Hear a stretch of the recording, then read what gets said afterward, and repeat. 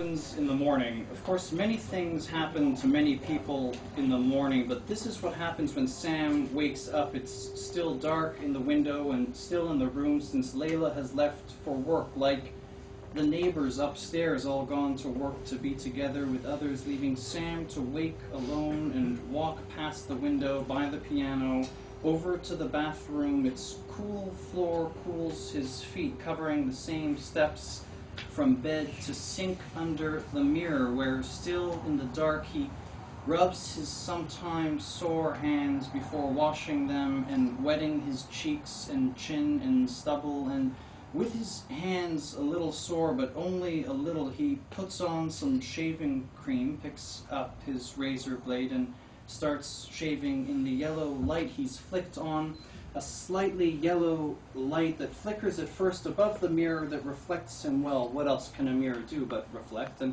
what else can you do in the mirror but face your face and reflect on how you used to believe you could write music to make a living? Simply make a living from writing your own. God, how naive you were to believe that back then. But then you passed the ideal age to become a famous composer. The idea of fame never came to pass, and now as more time goes on, you can't seem to sell your music no matter what. It doesn't seem to sell or bring in any money. Nothing this year, not one piece sold or picked up or commissioned, while he does fine all the same, because whatever father wants, father gets, with all the money he has for what? For sitting on his rump all day as if his fat ass shits bills all day long, a trumpet call of bills from his ass, as if from out of his fat ass pops one long trumpet that toots bills all day long for just sitting.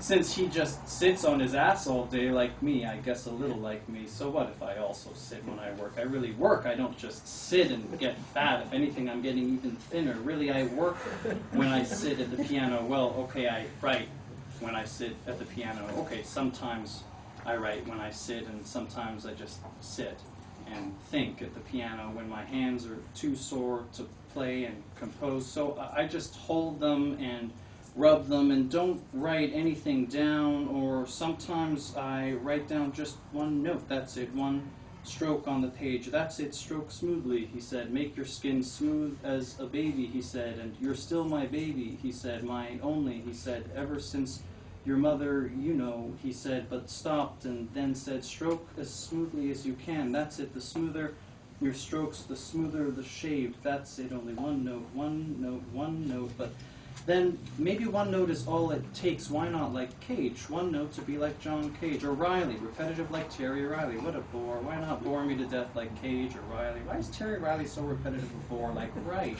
Take a bore like Steve Reich. Is Philip Glass as repetitive, you wonder, as you shave in the mirror? Is one note all it takes for me to be the next Glass or Reich or Riley or Cage? Sure, if what you want is to be a bore, a famous bore, mind you, but a bore all the same. Why are they all the same, and why is one more repetitive than the next? Is it to bore me to death? Maybe it is, like it or not, but it sells, because a style sells. And if it sells, it has power, and power sells art, because art has no power but the power to sell style, since art, let's face it, is a sham, and an artist is nothing but a ham with ease for style. Yes, ease, power, and cheap and cheesy style to sell, because the cheesier the style, the more it sells. Pathetic. I have no style to sell, no power to sell it.